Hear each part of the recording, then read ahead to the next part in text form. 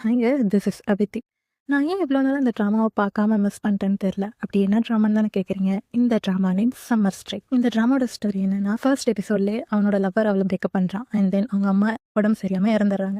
அவள் தினமுமே ஆஃபீஸ் போகிறா. ஆஃபீஸ்லேயே அவளால் ஹாப்பியாக இருக்க முடியல. அவளோட கொலீக்ஸ் எல்லாமே அவளை ரொம்ப திட்டிட்டு கஷ்டப்படுத்திட்டே இருக்காங்க. என்னதான் லைஃப் நம்ம வாழ்கிறோம், தினமும் வரோம் போகிறோம், வீட்டில் போய் தூங்குறோம், பிடிக்காத ஒரு லைஃப்பை வாழ்ந்துட்டு இருக்கோம் அப்படின்னு அவளுக்கே தோண ஆரம்பிக்குது. ஒரு நாள் காலையில் எப்பவும் போல வேலைக்கு போகிறான். அப்போ போகும்போது அவள் கம்பெனிக்கு போகிற ட்ரெயினை மிஸ் பண்ணிடுறான். அண்ட் தென் அனதர் ட்ரெயின் வர வரைக்கும் வெயிட் பண்ணி அதையும் மிஸ் பண்ணிடுறா.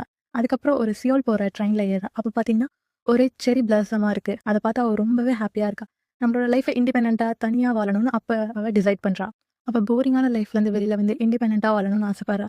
ஸோ அதனால் அவளோட திங்ஸ் எல்லாமே பேக் பண்ணிவிட்டு ஒரு வில்லேஜ்க்கு வரா.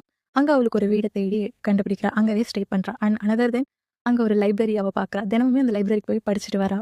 புக்ஸ் நிறையா படிக்கிறா. அப்போ தான் நம்ம ஹீரோ டேபியாங் அவனை மீட் பண்ணுறான். அந்த லைப்ரரியில் அவன் அசிஸ்டண்ட்டாக ஒர்க் பண்ணிகிட்ருக்கான் பார்ட் டைமராக. ஸோ இவளும் அந்த லைப்ரரியில் போய் புக்ஸ் படிக்கிறா. அப்போ 2 பேரும் மீட் பண்ணுறாங்க. மீட் பண்ணி ஃப்ரெண்ட்ஸ் ஆகுறாங்க. தனக்குன்னு யாருமே இல்லைன்னு நினச்சிட்டு அந்த ஊருக்கு போகிறா. அங்கே போகும்போது அவள் எதிர்பாராத விதமாக அவனோட பேரை மீட் பண்ணுறா. அண்ட் தென் அங்கே இருக்கிற ஃப்ரெண்ட்ஸ், அவங்க இருக்கிற ஃபேமிலி அவளையும் ஒருத்தராக பார்க்க ஆரம்பிச்சிட்டாங்க.